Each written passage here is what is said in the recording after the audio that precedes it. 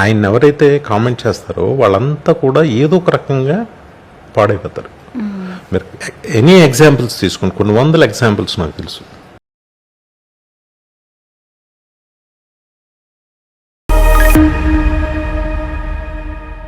Hello friends, నేను రాజు గారు.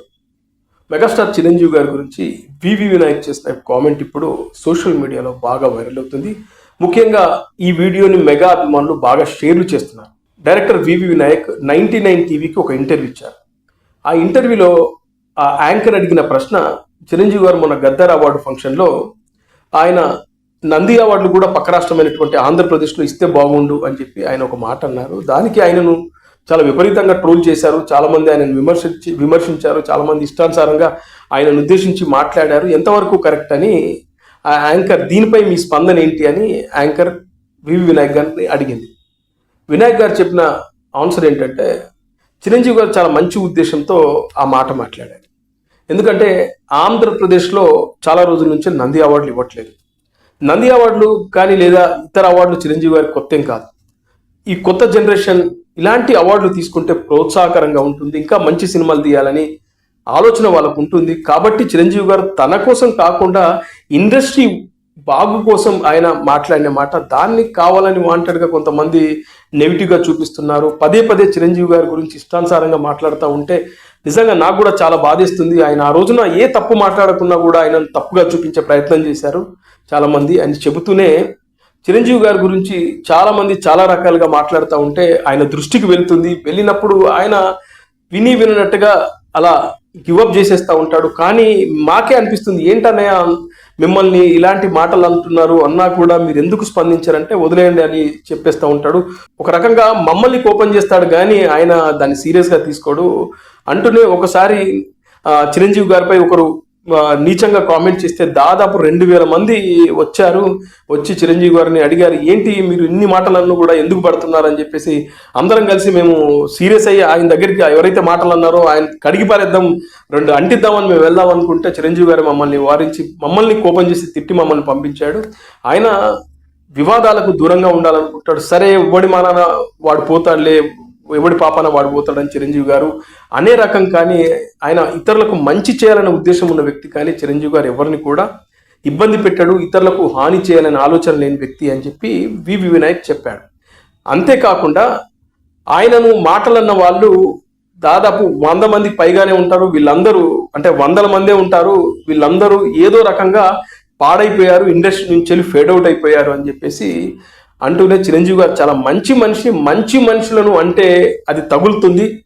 చిరంజీవి గారు ఎలాంటి వ్యక్తి, ఆయన స్టేటస్ ఏంటి, ఆయనకు కానిస్టేబుల్ నుంచి, ఒక చిన్న కానిస్టేబుల్ నుంచి IAS ఆఫీసర్స్ దాకా ఆయనకు అభిమానులు ఉన్నారు. అలాంటి వ్యక్తిని పట్టుకొని ఇష్టానుసారంగా మాట్లాడుతుంటారు. ఆయన సేవ చేసే గుణం అయింది, మంచి చేయాలని చూస్తారు. ఇబ్బందుల్లో ఉన్నామంటే అడిగి తెలుసుకొని ఆ ప్రాబ్లమ్స్ సాల్వ్ చేస్తారు. అలాంటి వ్యక్తిని అంటా ఉంటే నిజంగా మాకు కూడా బాధిస్తూ ఉంటుంది. ఇది కూడా అలాంటిదే. ఆయన తప్పుగా మాట్లాడకపోయినా ఆయనను వాంటెడ్గా టార్గెట్ చేసి నెగిటివ్గా కొంతమంది ట్రోల్ చేశారని వివి వినాయక్ చేసిన ఈ కామెంట్ ప్రస్తుతం మెగా అభిమానులు అయితే విపరీతంగా షేర్ చేస్తున్నారు. అంటే అసలు ఆయన మాట్లాడిన దాంట్లో ఇంత కూడా తప్పులేదు. ఏముందండి దాంట్లో? ఇప్పుడు చాలా రంగరంగ వైభవంగా నంది అవార్డులు ఎలా జరిగేవి? అసలు ఉగాది రోజు పండగంతా అదే రోజు ఉన్నట్టు ఉండేది. ఉగాది రోజు ఈవినింగ్ టీవీస్ ముందు ఒక పెద్ద సెలబ్రేషన్ జరిగేది. అది ఆయన అలా కోరుకోవటం ఆయన గురించి కాదు కదా, ఆయనకి అవార్డులు ఎందుకు, ఆయన గురించి కాదు కదా, అందరూ ఆనందపడతారనే ఉద్దేశంతోనే అన్నారు ఆయన. ఇంకా అది కూడా తప్పంటే ఎలా అండి? ఆయన ఎవరైతే కామెంట్ చేస్తారో వాళ్ళంతా కూడా ఏదో ఒక రకంగా పాడైపోతారు. మీరు ఎనీ ఎగ్జాంపుల్స్ తీసుకోండి, కొన్ని వందల ఎగ్జాంపుల్స్ నాకు తెలుసు. ఎవరికి వాళ్ళే ఆలోచించుకోండి దయచేసి. అనవసరంగా ఒక మంచి వ్యక్తి మీద, ఒక మంచి మనిషి మీద, దగ్గరగా ఉన్న నాలాంటి వాడికి తెలుసు ఆయన శక్తి. ఎప్పుడు కూడా ఒక నిజాయితీ, ఒక మంచి వ్యక్తిని ఒక మాట అంటే అది డెఫినెట్గా ఎందుకో తెలీదు. మీరు చూసుకోండి, ఆయన కామెంట్ చేసిన వాళ్ళు ఎవరు లేరు, ఇండస్ట్రీలో లేరు, ఏదో రకంగా పాడయ్యారు. అసలు ఆయన ఎప్పుడన్నా ఆయన స్టేటస్ ఏంటి, ఆయన ఇదేంటి, ఆయన IAS ఆఫీసర్ దగ్గర నుంచి చిన్న కానిస్టేబుల్ వరకు ఆయన ఫ్యాన్. వాళ్ళ దగ్గర చిరంజీవి గారు చాలా మంచి మనిషి. మంచి చేయాలని చూస్తారు కానీ చెడు చేయాలనే వ్యక్తి కాదు. ఇతరులకు హాని చేయరు. ఆయన ద్వారా లబ్ధి పొందిన చాలా మంది ఇవాళ ఆ తర్వాత ఆయన్ను మాటలు అన్నారు. ఆ తర్వాత వాళ్ళు ఏమైపోయారు అనేది మనకు చరిత్ర చెప్తా ఉంది. చాలామంది ఆయన నుంచి హెల్ప్ తీసుకున్నారు, మళ్ళీ ఆయననే మాటలు అన్నారు, ఆ తర్వాత ఎటు కాకుండా పోయారు. అదే విషయాన్ని వివి వినాయక్ చెప్పారు. ఎందుకంటే వివి వినాయక్ చిరంజీవి గారిని కొన్ని సంవత్సరాల నుంచి చూస్తున్నాడు. ఆయన చిరంజీవి గారితో ఠాగూర్ అనే సినిమా తీశాడు. ఆ తర్వాత చిరంజీవి గారి కంబ్యాక్ ఫిల్మ్ ఖైదీ నంబర్ 150 కూడా ఆయనే డైరెక్టర్.